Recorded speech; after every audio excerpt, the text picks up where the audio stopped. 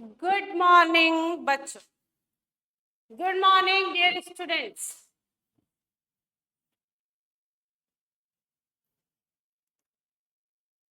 आज CA inter के आप एक चैप्टर को पढ़ रहे हैं जिसका नाम है acceptance of deposit by companies. ये आपके कंपनीज एक्ट का चैप्टर नंबर 5 है। ये आपके कंपनीज एक्ट का चैप्टर नंबर 5 है जिसका नाम है एक्सेप्टेंस ऑफ डिपॉजिट।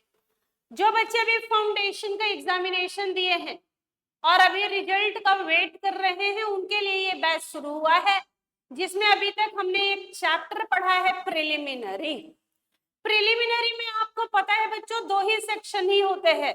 सेक्शन 1 के अंदर हमने पढ़ा कि भाई उसका कंपनीज एक्ट का लॉन्ग टाइटल बताओ, शॉर्ट टाइटल बताओ, एक्सटेंट बताओ, कमेंसमेंट बताओ, एप्लीकेबिलिटी बताओ। और सेक्शन 2 में क्लासिफिकेशन है, टाइप्स ऑफ कंपनीज हैं, काइंड्स ऑफ कंपनीज हैं, क्लासेस ऑफ कंपनीज हैं कि भाई कितने टाइप की कंपनियां होती है। ये करने के बाद हम लोग आ गए अपने दूसरे चैप्टर में जिसका नाम है acceptance of deposit by companies, जिसका नाम है acceptance of deposit by companies. इस चैप्टर में आपको सेक्शन रेंज अगर आप ध्यान से देखें तो सेक्शन रेंज है सेक्शन 73 टू 76 ए।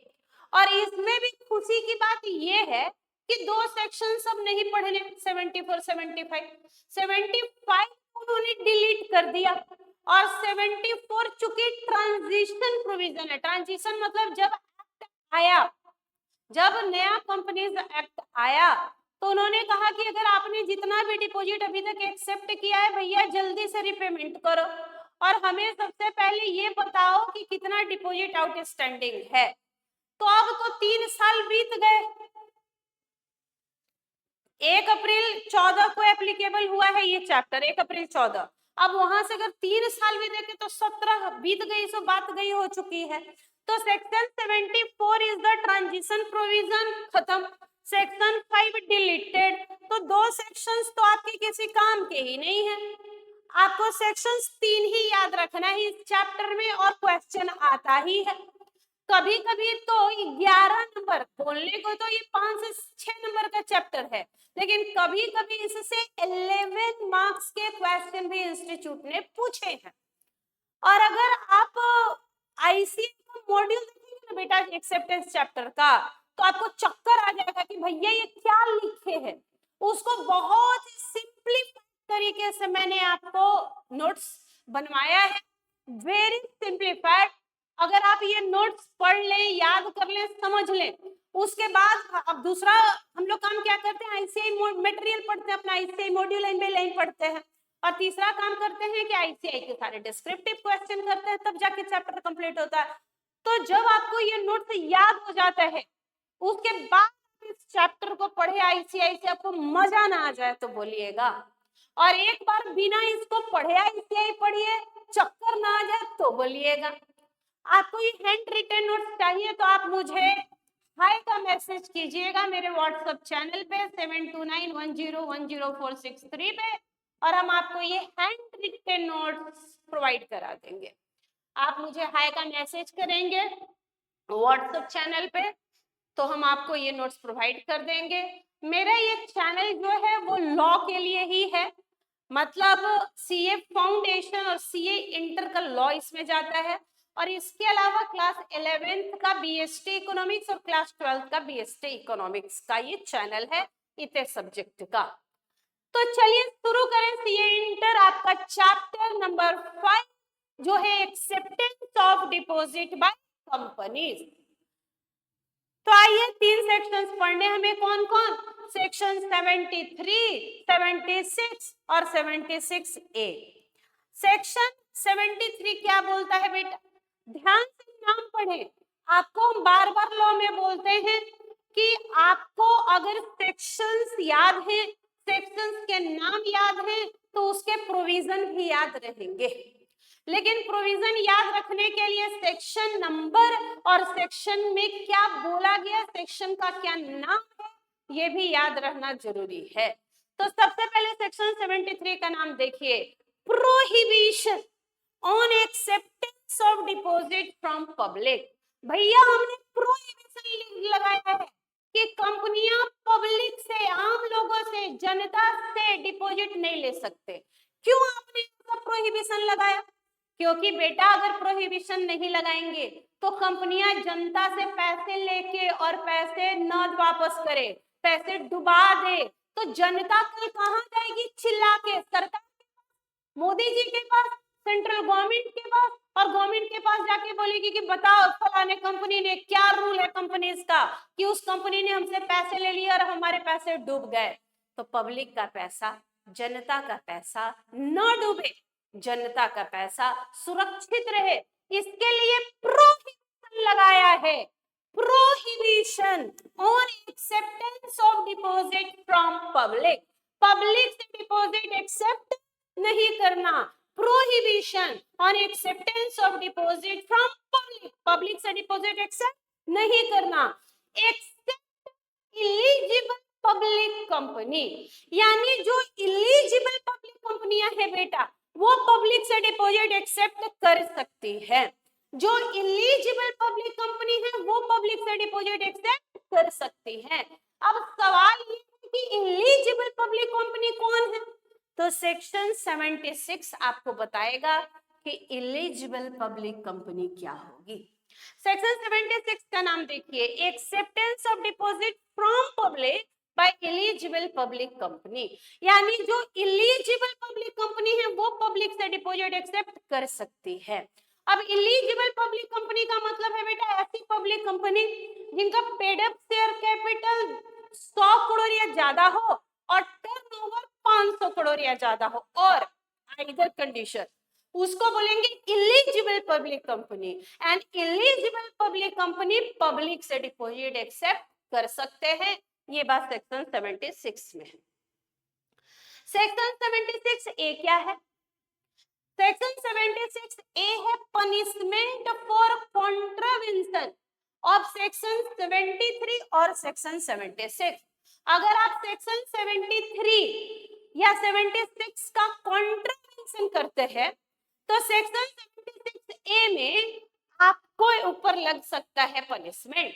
यानी इस टोटल पूरे चैप्टर में 3 सेक्शन का ही चैप्टर है, 10 मार्क्स का कवरेज आईसीआई कर रहा है।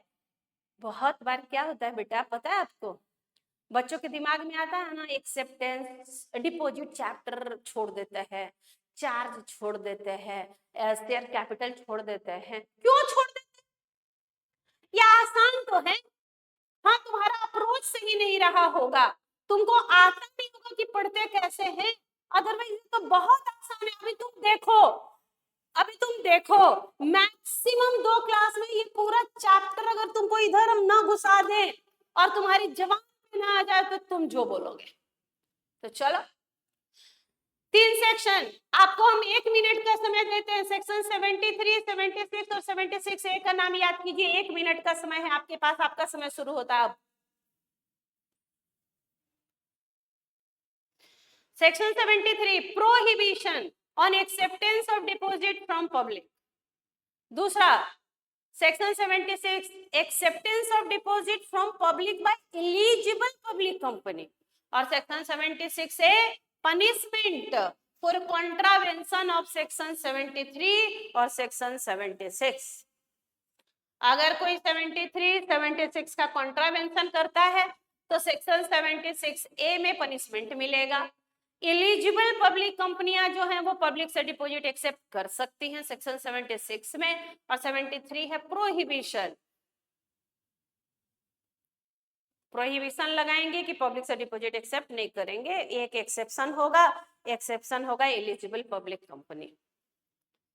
3 सेक्शन का नाम याद हो गया हो तो हम आगे बढ़े।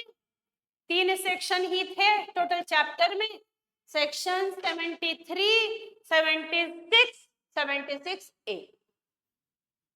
नाम याद हो गया, prohibition on acceptance of deposit from public, acceptance of deposit from public by eligible public company, और सेक्शन 76 से है punishment for contravention of section 73 और सेक्शन 76। ई फॉर्म्स देखिए तो बेटा क्या क्या ई फॉर्म्स इन्वॉल्व हैं, 3 ई फॉर्म याद रखना है। पहला है डीपीटी 1 जो कि सर्क्यूलर है, डीपीटी 2 जहां अपॉइंटमेंट करेंगे डिपॉजिट ट्रस्टी का, और डीपीटी 3 है return of deposit. DPT 1 circular, DPT 1 circular और फॉर्म, डीपीटी 2 में जो है अपॉइंटमेंट होगा ट्रस्टी का, और DPT 3 return of deposit file करेंगे आरओसी को, रिटर्न ऑफ डिपॉजिट फाइल करेंगे आरओसी को।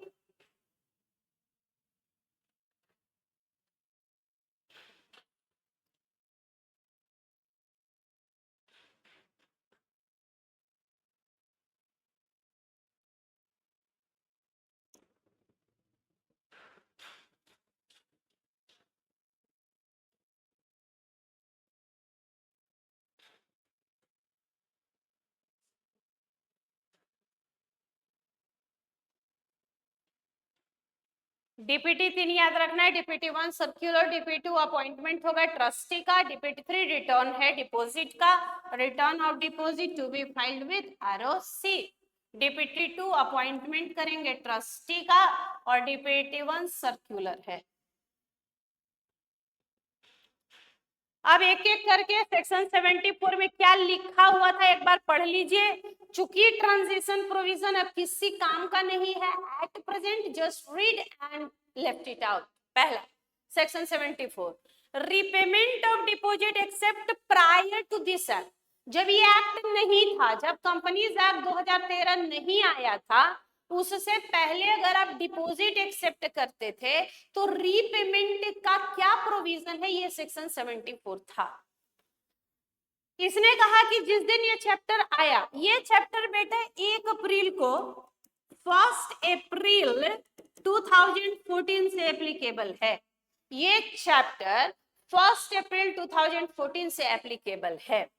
क्या बोला कि विद इन 3 मंथ, जैसे ही ये चैप्टर एप्लीकेबल हुआ उसके 3 महीने के अंदर, विद इन 3 मंथ डीपीटी 4 आपको सबमिट करना है आरओसी को, जिसमें आपको बताना है कि आपके पास अभी कितना अमाउंट ऑफ डिपॉजिट आउटस्टैंडिंग है।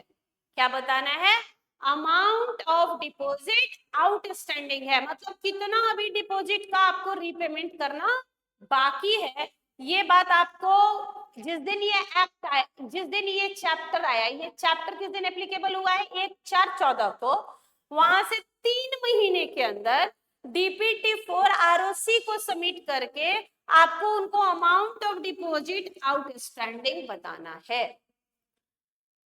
और आपको रीपेमेंट कब, ये तो आपको बता देना था 3 मंथ्स के अंदर कि भैया टोटल अमाउंट इतना है जो हमें अभी रीपेमेंट करना बाकी है। विद इन 3 इयर्स, 1 अप्रैल से 3 साल, या जो ड्यू डेट है रीपेमेंट का मैच्योर डिपॉजिट का, which ever is earlier, payment कर देना है। अगर आप डिले करते हैं तो आपको एनसीएलटी को अप्लाई करना था कि भैया हमें एक्सटेंशन दे दो टाइम पीरियड का। मान लो 1 अप्रैल 14 को जो आपका ड्यू डेट निकल के आ रहा था बेटा, वो मान लो निकल के आ रहा था कि अगले साल 1 मई 15 तक पेमेंट करना है। तो 1 मई 15 और 1 अप्रैल से 3 साल, 1 अप्रैल 14 से 15, 16, 17, यानी आपको 31 मार्च 17 और 1 मई 15, विच एवर इज अर्लियर, तो 1 मई तक पेमेंट कर देना है।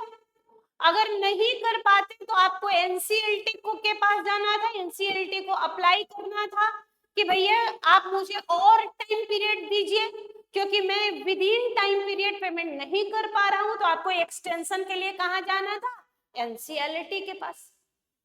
कहां से?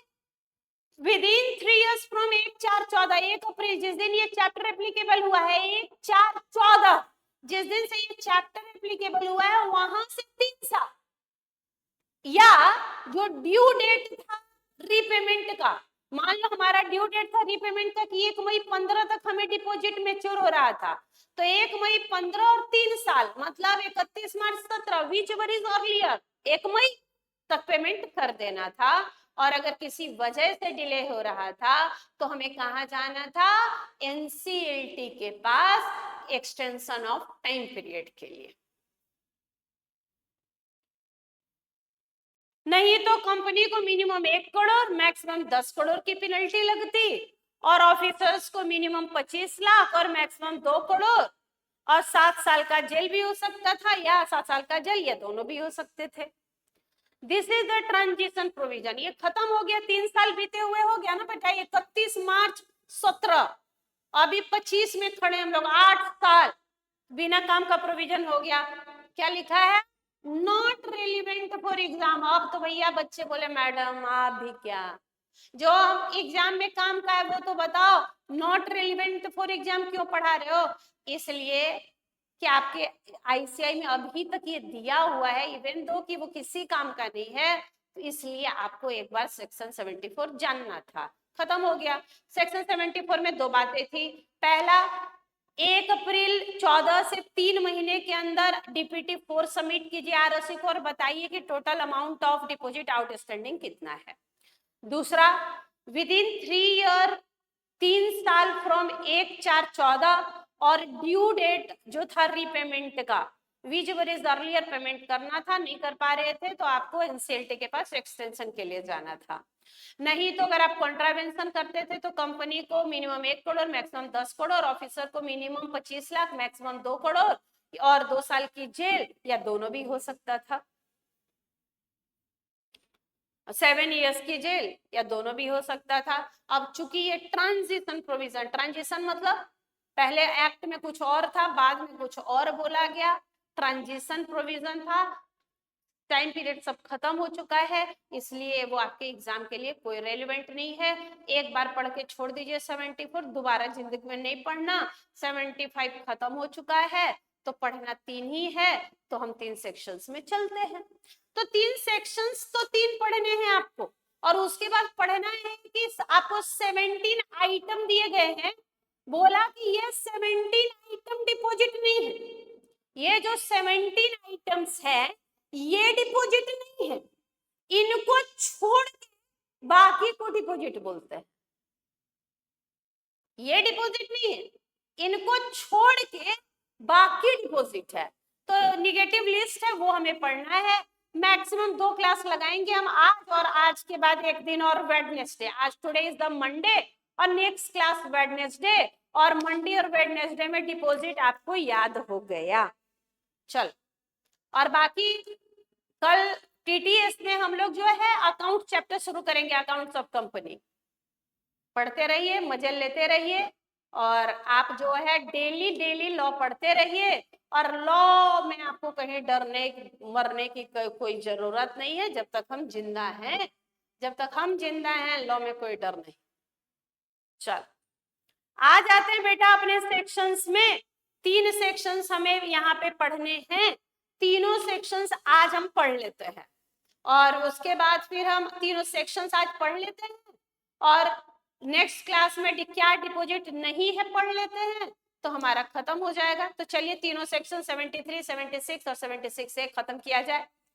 सेक्शन 73 है prohibition on acceptance of deposit from public. Prohibition लगाया, कारण आपको बताया कि अगर कंपनी पैसे लेके पब्लिक से भाग जाए, जनता से भाग जाए, तो जनता कल तो गवर्नमेंट का ही कॉलर पकड़ेगी कि भैया तुमने क्या नियम बनाया था, ऐसा नियम क्यों बनाया था कि कंपनियां पब्लिक से डिपॉजिट एक्सेप्ट कर सकती है, और हमने दे दिया और हमारा पैसा डूब गया।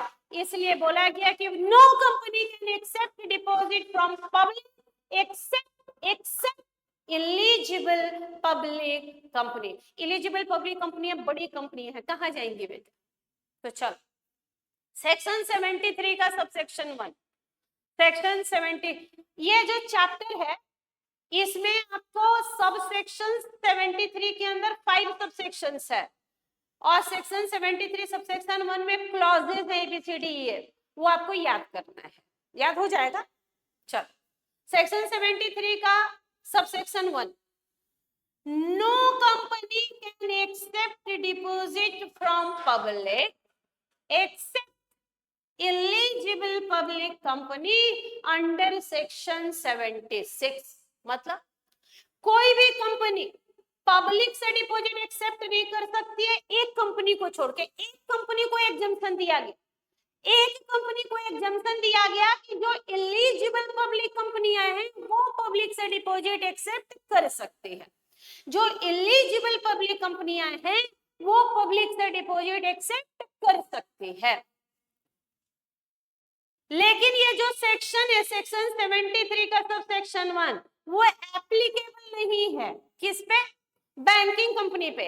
अरे भैया, बैंकिंग कंपनी का तो काम ही है पब्लिक से डिपॉजिट एक्सेप्ट करना, तो बैंकिंग के ऊपर आप कैसे प्रोहिबिशन लगा सकते हैं?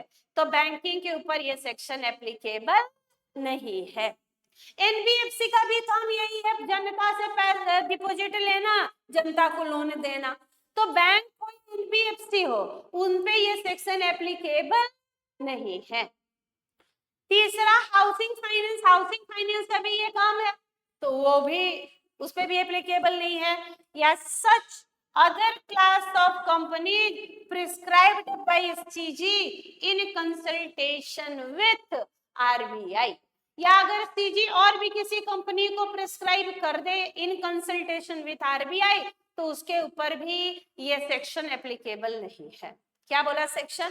सेक्शन ने कहा कि no company can accept a deposit from public except eligible public company।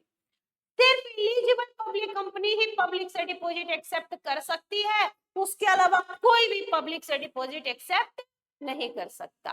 No company can accept deposit from public except eligible public company. Eligible public company के अलावा कोई भी कंपनी पब्लिक से डिपॉजिट एक्सेप्ट नहीं कर सकते। अब एक्सेप्शन है कि ये सेक्शन बैंकिंग कंपनी पे, एनबीएफसी पे, हाउसिंग फाइनेंस पे, ये जिसको सीजी ने प्रिस्क्राइब कर दिया जिस कंपनी को इन कंसल्टेशन विथ आरबीआई, उस पे ये सेक्शन एप्लीकेबल नहीं है। ये था सेक्शन 73 का सब सेक्शन 1। 73 का सब सेक्शन 2 क्या बोलता है बेटा? सेक्शन 73 का सब सेक्शन 2 क्या बोलता है कि every company can accept deposit from its member. No company can accept deposit from public. कोई भी कंपनी पब्लिक से डिपॉजिट एक्सेप्ट नहीं कर सकती, लेकिन अपने मेंबर से डिपॉजिट एक्सेप्ट कर सकते हैं।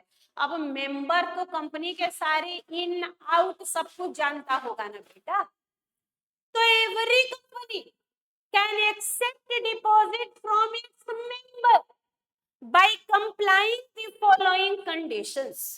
अभी आपको कुछ कंडीशंस दिए गए हैं क्लॉजेस में, क्लॉज ए टू एफ। कोई भी कंपनी जो क्लॉज ए टू एफ को फुलफिल करेगी वो अपने मेंबर से डिपॉजिट एक्सेप्ट कर सकती है। सेक्शन 73 सबसेक्शन 2 एक बार सारे बच्चे पढ़ेंगे। Every company can accept deposit from its member after complying the conditions given under clause A to F. सारी कंपनियां जो क्लॉज ए टू एफ के कंडीशंस को फुलफिल करें वो मेंबर से डिपॉजिट एक्सेप्ट, पब्लिक से नहीं, मेंबर से डिपॉजिट एक्सेप्ट कर सकते हैं।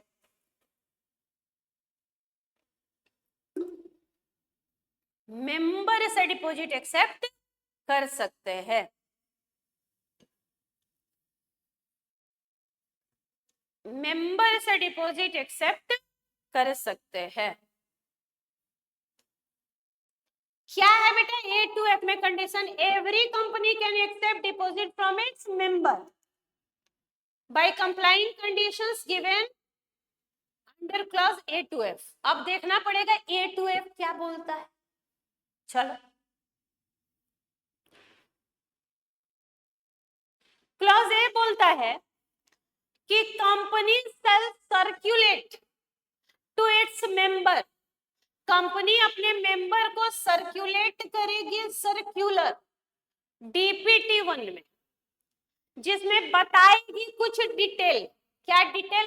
Containing detail of latest financial position, DPT 1 अपने मेंबर को सर्कुलेट करेगी कंपनी, जिसमें बताएगी कि कंपनी का लेटेस्ट फाइनेंशियल पोजीशन क्या है, टोटल नंबर ऑफ डिपॉजिटर्स कितने हैं, अमाउंट ऑफ डिपॉजिट आउटस्टैंडिंग कितना है, ये सारी बातें बताएगी। क्या क्या बताएगी?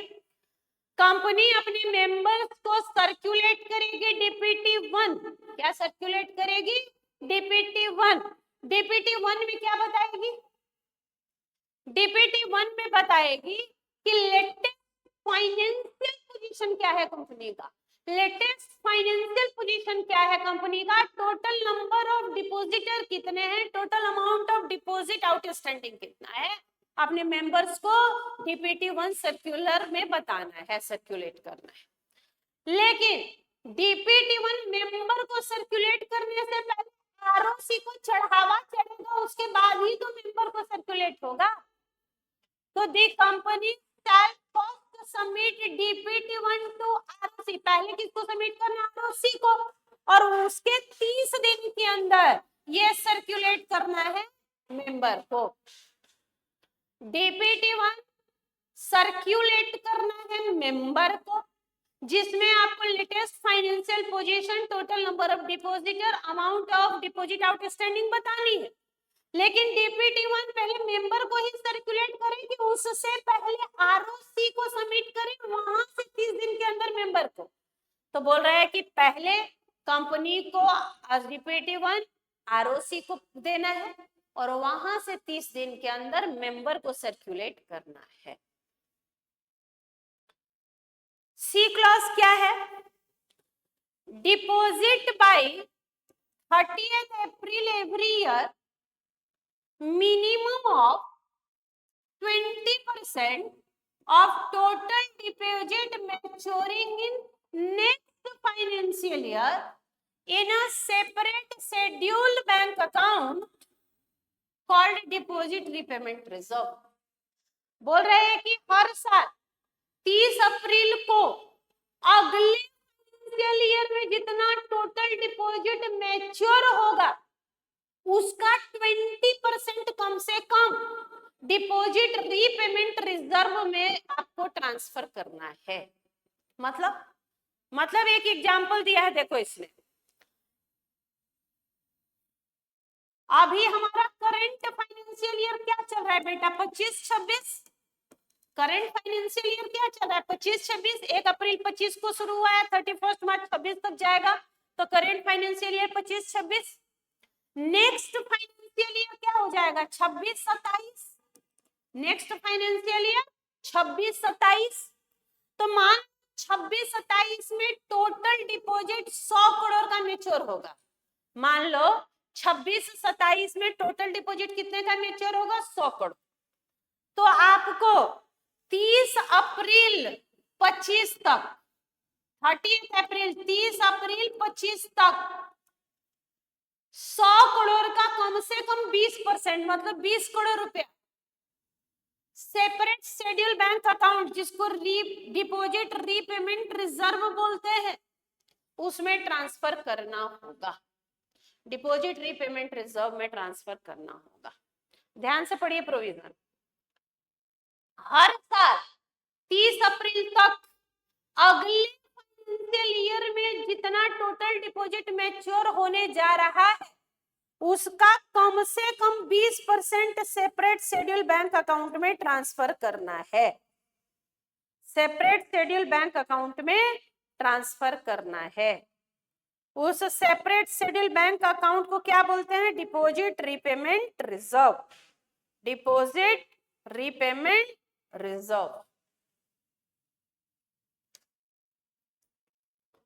क्या बोला?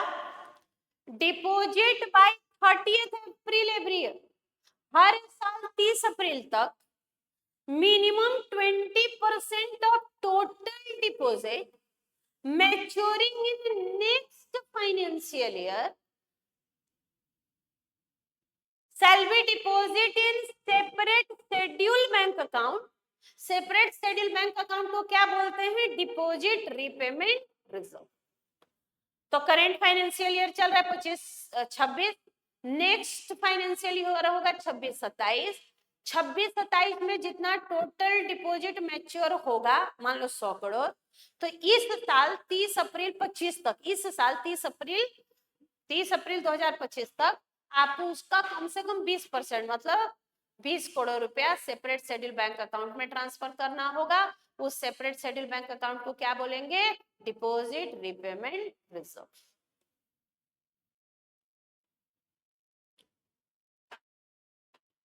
Clause D omitted, clause D omit हो चुका है, तो क्या मैडम हमको ऐसे ही याद करना है क्या? ए डीपीटी 1 सर्कुलर मेंबर को सर्कुलेट करके latest financial position, total number of depositor, amount of deposit outstanding बताना है। क्लॉज बी था कि डीपीटी 1 पहले आरओसी को सबमिट करना है, वहां से 30 दिन के अंदर मेंबर को सर्कुलेट करना है। डीपीटी 3 हर साल 30 अप्रैल तक कम से कम 20% डिपॉजिट का अमाउंट जो अगले साल मैच्योर होने जा रहा है उसका कम से कम 20% 30 अप्रैल तक सेपरेट शेड्यूल बैंक अकाउंट में ट्रांसफर करना है। Clause D omitted. Clause E क्या है?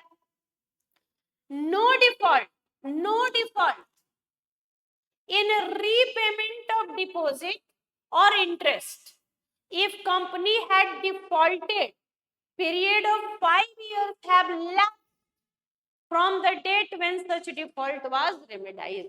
बोल रहा है कि ऐसी कंपनियां जो मेंबर से डिपॉजिट एक्सेप्ट करने जा रही हैं, वो कंपनियां जो हैं वो रीपेमेंट ऑफ डिपॉजिट इंटरेस्ट में डिफॉल्ट नहीं की हो पहले, और अगर हो गया मान लो डिफॉल्ट की हो तो उसको सुधारे हुए 5 साल बीत चुका है, उसके बाद ही अभी मेंबर से डिपॉजिट एक्सेप्ट करना है। क्या बोला? कि आपने डिफॉल्ट ना किया हो रीपेमेंट ऑफ डिपॉजिट और इंटरेस्ट में, मान लो डिफॉल्ट हो गया हो तो डिफॉल्ट को सुधारे, रेमेडाइड सुधारे हुए 5 साल बीत चुके हैं, मतलब 5 साल पहले आपने डिफॉल्ट किया था, सुधार लिया और उसको सुधारे हुए 5 साल हो चुके हैं, तो अभी आप मेंबर से डिपॉजिट एक्सेप्ट कर सकते हैं। क्लॉज एफ क्या है? कि deposit should be fully secure. आप जो ये डिपॉजिट एक्सेप्ट कर रहे हैं बेटा, वो फुल्ली सिक्योर होना चाहिए। जो डिपॉजिट ले रहे हैं वो फुल्ली सिक्योर्ड हो, मतलब उसके बदले आपने कुछ ना कुछ सिक्योरिटी रखी है, फुल्ली सिक्योर्ड होना चाहिए। एंड इफ नॉट, अगर डिपॉजिट फुल्ली सिक्योर नहीं है, if not mention it everywhere that deposits are unsecured. जो डिपॉजिट ले रहे हैं वो फुल्ली सिक्योर होना चाहिए, और ऐसा नहीं है तो क्या ये हर जगह बताना है क्या आपको कि डिपॉजिट अनसिक्योर, डिपॉजिट अनसिक्योर है, डिपॉजिट अनसिक्योर है? आंसर इज यस, हर जगह बताना होगा कि डिपॉजिट क्या है? अनसिक्योर्ड है।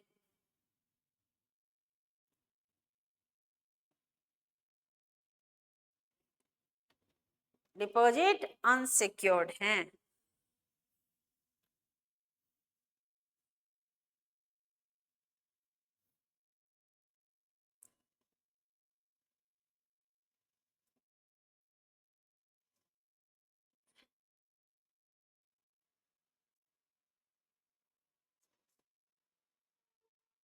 डिपॉजिट फुल्ली सिक्योर होना चाहिए, और अगर डिपॉजिट फुल्ली सिक्योर नहीं है तो हर जगह ये बात मेंशन कीजिए कि डिपॉजिट अनसिक्योर्ड है।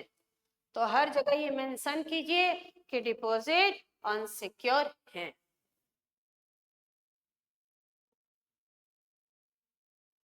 एग्जम्पशन, एग्जम्पशन सारी प्राइवेट कंपनियों को, आईएफएससी पब्लिक कंपनी को और स्टार्टअप कंपनी को एग्जम्पशन दिए क्या? कि इनको एग्जम्पशन दिए सारे प्राइवेट कंपनी को, आईएफएससी पब्लिक और स्टार्टअप को, कि they can accept deposit from member without complying conditions of clause A to E. मतलब इनको एग्जम्पशन दिए कि आप सिर्फ एक कंडीशन भी फुलफिल करोगे तो आप मेंबर से डिपॉजिट एक्सेप्ट कर सकते हो, केवल एक, मतलब डिपॉजिट फुल्ली सिक्योर होने चाहिए, और नहीं है तो ये बात हर जगह बताना होगा। तो सारी प्राइवेट कंपनियों को, आईएफएससी पब्लिक कंपनी और स्टार्टअप तो प्राइवेट ही होती है, इनको एग्जम्पशन दिया गया कि आप सब अपने मेंबर से डिपॉजिट एक्सेप्ट करिए, हमें कोई दिक्कत नहीं है।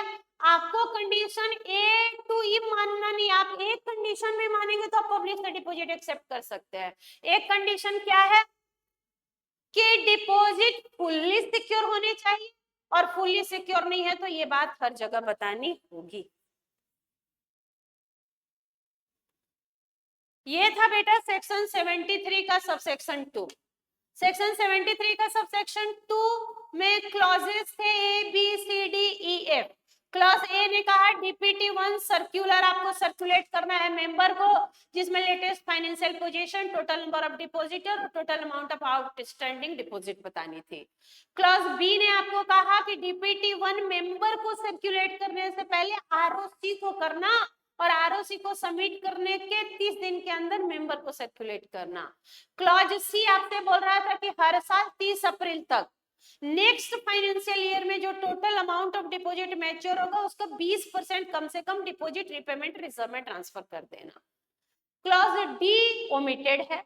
क्लॉज ई ने कहा कि आपको रीपेमेंट ऑफ डिपॉजिट और इंटरेस्ट में डिफॉल्ट नहीं करना, लेकिन अगर डिफॉल्ट हो गया तो उसको सुधारिए, और उसको सुधारे हुए अगर 5 साल बीत चुके हैं तो ही फिर आप मेंबर से डिपॉजिट एक्सेप्ट कर सकते हैं। और क्लॉज एफ ने कहा कि डिपॉजिट फुल्ली सिक्योर होने चाहिए, और अगर ऐसा नहीं है तो ये बात आपको हर जगह मेंशन करनी है कि deposits are unsecure, deposits are unsecured, ये बात हर जगह बतानी है। अब सेक्शन 73 का सबसेक्शन 3 क्या बोलता है कि कंपनी शैल पे interest on deposit timely and repayment the deposit on it's maturity. Company को मैच्योरिटी पे डिपॉजिट का रीपेमेंट करना है और इंटरेस्ट का पेमेंट, मैच्योरिटी पे डिपॉजिट और इंटरेस्ट का पेमेंट करना है, डिफॉल्ट नहीं करना। सेक्शन 73 का सबसेक्शन 4 क्या बोलता है कि if company fails to pay interest timely or repay the deposit on maturity, then deposit holder can apply to NCLT for necessary order। Due date हो गया, कंपनी ना तो मैच्योर डिपॉजिट का पेमेंट की, ना उस पे इंटरेस्ट का, तो जो डिपॉजिट होल्डर है वो NCLT के पास जा सकता है। और सेक्शन 73 का सबसेक्शन 5 क्या बोलता है कि जो डिपॉजिट रीपेमेंट रिजर्व आपने बनाया ना, DRR, deposit repayment reserve, can not be used for any other purpose except repayment of deposit. जो आपने बनाया ना डीआरआर, डिपॉजिट रीपेमेंट रिजर्व, उसका और कोई पर्पस नहीं, उसका और कोई यूज नहीं है, उसका एक ही यूज है कि आपको रीपेमेंट ऑफ डिपॉजिट करना है। ये था सेक्शन 73 की कहानी। सेक्शन 73 की कहानी में 5 सेक्शन है। 73 का सबसेक्शन 1, 2, 3, 4, 5, और सेक्शन 73 के सबसेक्शन 2 में तो 6 क्लॉजेस थे। तो इस तरीके से अगर आप पढ़ेंगे तो सेक्शन 73 खत्म हो गया। अब आगे बढ़िए। सेक्शन 76 और 76 ए, सेक्शन 76 और 76 ए दोनों छोटे छोटे हैं, निपटा देते हैं। Eligible public company, eligible public company, कभी कभी तो क्वेश्चन यही होता है, आपको दे देगा एक पब्लिक कंपनी है लिमिटेड, बट बोल देगा कि उसका नेटवर्थ इतना है, टर्नओवर, और बताना है कि कंपनी जो है वो पब्लिक से डिपॉजिट एक्सेप्ट कर सकती है कि नहीं, मतलब डेफिनेशन पे क्वेश्चन। तो सेक्शन 76 क्या है, एलिजिबल पब्लिक कंपनी के बारे में बता रहा है कि eligible public company can accept deposit from public. अब एलिजिबल पब्लिक कंपनी मतलब ऐसी कंपनी भैया जिसका नेटवर्थ कम से कम 100 करोड़ हो, मतलब 100 करोड़ या ज्यादा, कम से कम 100 करोड़ हो, या टर्नओवर कम से कम 500 करोड़ हो। ऐसी कंपनियां एसआर पास करके जनरल मीटिंग में, ऐसी कंपनियां by passing SR in general meeting public से डिपॉजिट एक्सेप्ट कर सकती है। Eligible public company, eligible public company public से डिपॉजिट एक्सेप्ट कर सकती है। अब आपसे सवाल है बेटा कि मान लो मेरी कंपनी है Hydus industries private limited, HIPL, Hydus industries private limited. मेरी कंपनी का नेट वर्थ दिया हुआ है, मेरी कंपनी का 120 crore is the net worth. मेरी कंपनी का नेट वर्थ है 120 करोड़ और टर्नओवर है 300 करोड़। आपको बताना है कि क्या मेरी कंपनी एलिजिबल पब्लिक कंपनी है कि नहीं है। मेरी कंपनी है हाइडस इंडस्ट्रीज प्राइवेट लिमिटेड, जिसका नेटवर्थ 120 करोड़ है और टर्नओवर 300 करोड़ है। आपको बताना है कि हमारी कंपनी पब्लिक से डिपॉजिट एक्सेप्ट कर सकती है कि नहीं।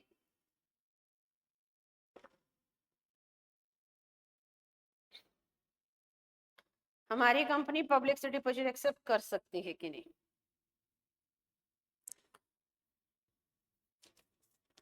हमारी कंपनी पब्लिक से डिपॉजिट एक्सेप्ट कर सकती है कि नहीं।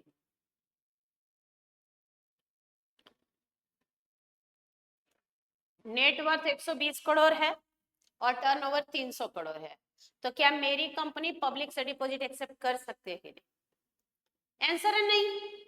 अरे मैडम ध्यान से देखो, नेटवर्थ 120 करोड़ भैया, नेटवर्थ और टर्नओवर तो तब देखेंगे जब कंपनी पब्लिक हो। मेरी कंपनी हाइडस इंडस्ट्रीज प्राइवेट लिमिटेड है, तो प्राइवेट कंपनी का कितना भी नेटवर्थ टर्न हो जाए वो कभी एलिजिबल पब्लिक कंपनी होगी क्या। बोल रहे नहीं। तो एलिजिबल पब्लिक कंपनी होने के लिए पहले तो पब्लिक कंपनी होना जरूरी है, उसके बाद तो कंडीशन है। तो एलिजिबल पब्लिक कंपनी मतलब ऐसी पब्लिक कंपनी जिसका नेटवर्थ कम से कम 100 करोड़ और टर्नओवर कम से कम 500 करोड़ हो। ऐसी कंपनियां एसआर पास करके जनरल मीटिंग में पब्लिक से डिपॉजिट एक्सेप्ट कर सकती है। हावेवर इफ प्रेजेंट बोरोइंग, अभी जो ले चुके हैं, प्रेजेंट बोरोइंग मतलब जितना ले चुके हैं, प्लस प्रोपोज्ड बोरोइंग मतलब जितना पब्लिक से लेना चाहते हैं। प्रेजेंट बोरोइंग जितना ले चुके हैं प्लस प्रोपोज्ड बोरोइंग जो लेना चाहते हैं, वो अगर paid up share capital free reserve security premium के बराबर या उससे कम है, तो ऐसी कंपनियां एसआर की जगह ओआर पास करके भी पब्लिक से डिपॉजिट ले सकती है। जितना ले चुकी हैं प्लस जितना लेने वाली हैं, अगर वो paid up share capital free reserve security premium के बराबर या उससे कम है, तो एसआर की जगह ओआर पास करके भी ये पब्लिक से डिपॉजिट एक्सेप्ट कर सकती है। क्रेडिट रेटिंग ऑब्टेन करना पड़ेगा क्रेडिट रेटिंग एजेंसी से। क्रेडिट रेटिंग एजेंसी से क्रेडिट ऑब्टेन करना पड़ेगा कि कैसी कंपनियां हैं, टाइम पे रिपेमेंट करती हैं कि नहीं करती हैं, कैसा क्रेडिट है। बहुत सारी हैं, क्रिसिल है, इकरा है, बहुत सारी कंपनियां हैं। और सेक्शन 76A पेनल्टी का है। अगर कोई कंपनी सेक्शन 73 या सेक्शन 73 का कॉन्ट्रावेंशन करती है तो सेक्शन 76 में क्या लग जाएगा, penalty. If a company contravene provision of section 73 or 76 on its rule, then company को minimum 1 crore maximum 2 times of deposit, जितना डिपॉजिट एक्सेप्ट किए, मान लो डिपॉजिट एक्सेप्ट किए 5 करोड़ का, 5 करोड़ का 2 टाइम 10 करोड़ और 1 crore, which ever is lower, मतलब 1 करोड़ का मिनिमम जुर्माना, मैक्सिमम 10 करोड़ लगता है। ऑफिसर्स को minimum 25 lakh, maximum 2 crore and 7 साल की सजा। और अगर जानबूझ के कांड किए हैं तो फ्रॉड का केस सेक्शन 447। अगर आप सेक्शन 73 या 76 का कॉन्ट्रावेंशन करते हैं तो 76A में पनिशमेंट लगेगा, पेनल्टी कितना, कंपनी को मिनिमम 1 करोड़ और 2 times the deposit which ever is lower का मिनिमम, मैक्सिमम 10 करोड़ का, ऑफिसर को minimum 25 lakh, maximum 2 crore and 7 years imprisonment. और अगर जानबूझ के ऑफिसर्स ने किया है तो आपको फ्रॉड का केस भी होगा अंडर सेक्शन 447 फ्रॉड। ये थे 3 सेक्शन, सेक्शन 73, 76 और 76A। सेक्शन वाइज देखें तो चैप्टर ओवर हो चुका है, लेकिन अभी इस चैप्टर में एक क्वेश्चन पूछता है इंस्टीट्यूट कि ये डिपॉजिट है कि नहीं। आपको 5 क्वेश्चन दे देगा और पूछेगा कि बताओ ये डिपॉजिट है कि नहीं है, डिपॉजिट है कि नहीं है। तो इन्होंने 17 आइटम बताए हैं, निगेटिव लिस्ट दिया है कि ये डिपॉजिट नहीं है। इनको छोड़ के अगर आप कोई भी पैसा पब्लिक से किसी भी नाम से लेंगे तो वो डिपॉजिट होगा। तो ये बात आपको पढ़ना है। वेडनेसडे की क्लास में हम लोग खत्म कर लेंगे डिपॉजिट को। आपसे वेडनेसडे को एक्सेप्टेंस ऑफ डिपॉजिट में मुलाकात होगी और कल हम लोग पढ़ेंगे accounts of companies exam oriented batch में। Thank you very much. बने रहें, स्वस्थ रहें, व्यस्त रहें, मस्त रहें। Thank you. और अगर चैनल अभी तक मेरा सब्सक्राइब नहीं किया तो जरूर करें।